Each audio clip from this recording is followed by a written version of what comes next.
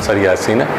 मैं UNC उम्मीद multimedia channel में आपको खुशामदीद कहता हूँ। बायो का क्लास 9th का नेक्स्ट टॉपिक हमारा है कम्युनिटी लेवल। इसको हम मुख्तलिफ हेडिंग्स के तहत एक्सप्लेन करेंगे। सबसे पहला पॉइंट है डेफिनेशन। डेफिनेशन क्या है कम्युनिटी की?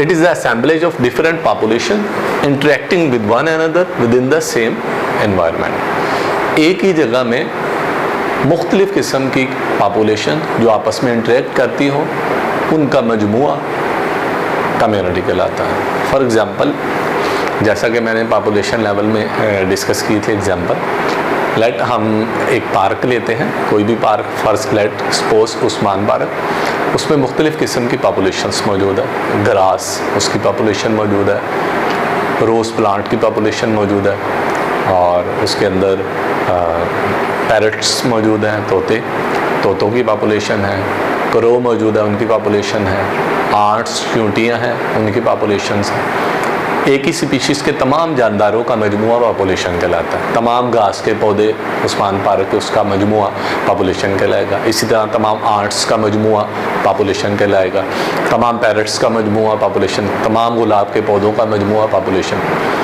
अब एक ही जगह हमारे पास उस्मान पार्क है, उसमें तमाम पॉपुलेशन को अगर इकट्ठा कर लिया जाए और उनका सम असेंबलेज कर ली जाए, मजमुआ कर लिया जाए, तो तमाम पॉपुलेशन का मजमुआ कम्युनिटी कहलाता है।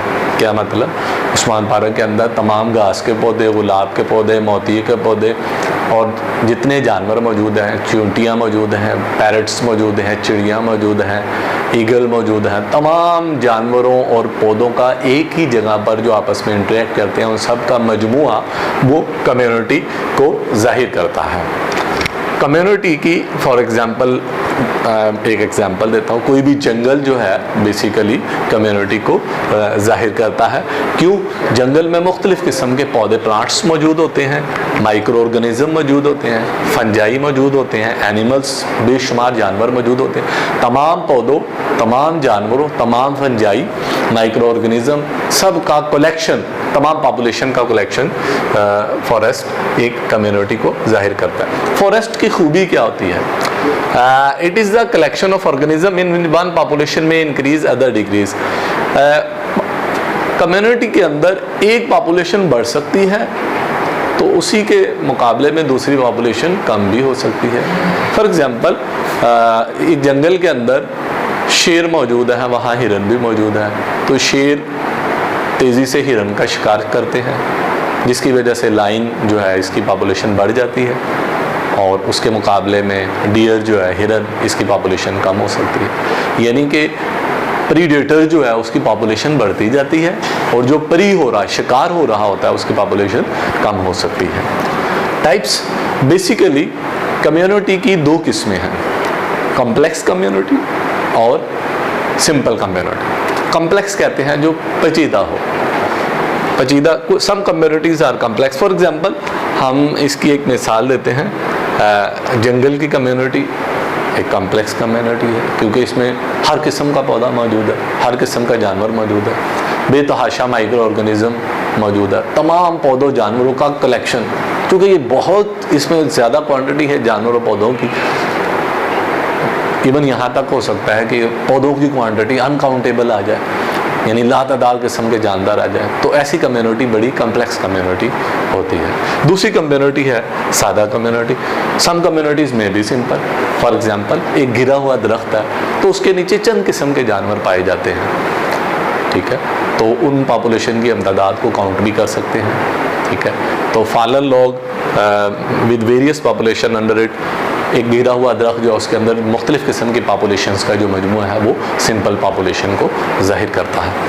सिंपल पॉपुलेशन के अंदर number and size of population is limited, ये जैसा कि मैंने अभी बताया। कम्प्लेक्स पॉपुलेशन के अंदर नंबर और साइज़ जो है वो लिमिटेड नहीं होता, बहुत ज़्यादा जानदारों की तादाद होती है और साइज़ भी बड़े होते हैं। लेकिन जो गिरा हुआ दरख्त है, सिंपल कम्युनिटी है, उसमें जानदारों की पॉपुलेशन की साइज़ और तादाद जो है वो लिमिटेड होता है। Any change in biotic and abiotic factor have drastic and long lasting effects। अच्छा, अब कम्युनिटी के अंदर अगर कोई बायोटिक फैक्टर तब्दील होता है या एबायोटिक फैक्टर तब्दील होता है, कोई जानवर ख़त्म हो जाता है, फॉर एग्जांपल शेर जो है इसकी जो खुराक है, लायन या मुख्तलिफ़ चीज़ें, अगर वो जानदार ख़त्म हो जाए तो शेर पर इसके बड़े ख़तरनाक असरात हो। यानी अगर कोई पॉपुलेशन ख़त्म होती है तो दूसरी पॉपुलेशन बहुत ज़्यादा मुतासिर होगी। अगर पौधे ख़त्म होते हैं तो वो जानदार जो पौधे खाते हैं वो बहुत ज़्यादा मुतासिर होंगे।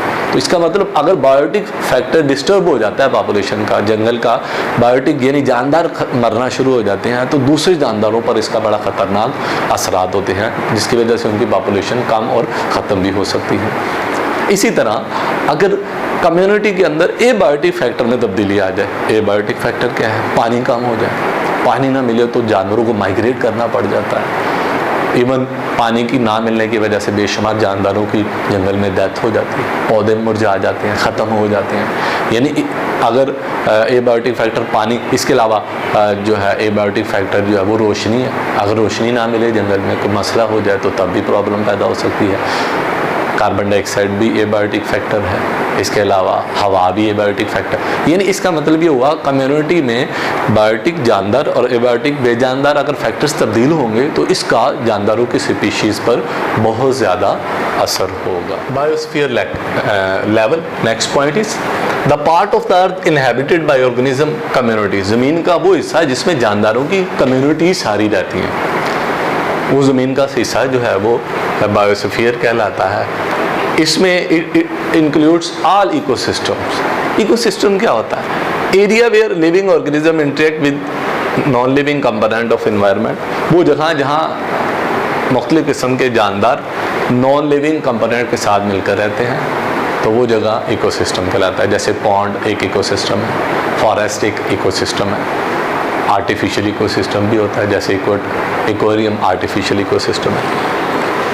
अब दुनिया के सारे हिस्से, खा वो समंदर है, खा वो खुश्की की जगह है, खा वो बर्फ़ के इलाके हैं, खा वो पहाड़ी इलाके हैं, जहाँ लिविंग ऑर्गेनिज्म की कम्युनिटी रहती हैं, वो सारी दुनिया के हिस्से बायोस्फीयर लेवल कहलाए। बायोस्फीयर लेवल को हम zone of life of earth भी कहते हैं, यानी ज़मीन पर ज़िंदगी की जगह का इलाका, जोन। यानी ज़मीन में वो जगह जहाँ जानदार रहते हैं, वो पानी में भी रहते हैं, मिट्टी के अंदर भी रहते हैं, वो खुश्की पर भी रहते हैं, ठीक है, वो पहाड़ों पर भी रहते हैं, वो चट्टानों में भी रहते हैं।